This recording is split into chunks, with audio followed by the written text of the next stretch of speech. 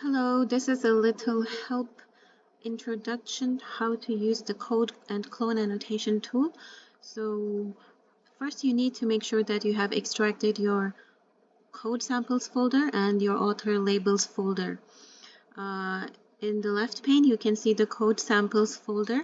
Make sure you navigate to the code samples folder and the code files are immediately beneath it. How to install the plugin. So first you go to extensions and then you click on the settings over here and select install from V6. When you install from V6, you browse to the file, V6 file, and get the plugin installed. I'm going to skip this step because it's pretty straightforward. Once your plugin is installed, you will see the code annotation bar plugin icon on the left menu. When you click on that, you should be able to see the code annotation view, but before that you need to set some settings for the extension. So click on Manage and click on Extension Settings.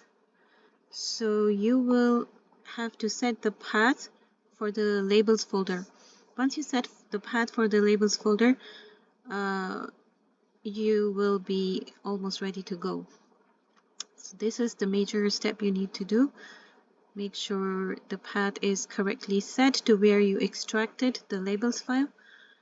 Finally, you will click the code annotation bar again, and if you don't see the colored labels yet, just restart your IDE.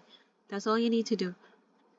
And let me know if you have any other questions. Thank you very much.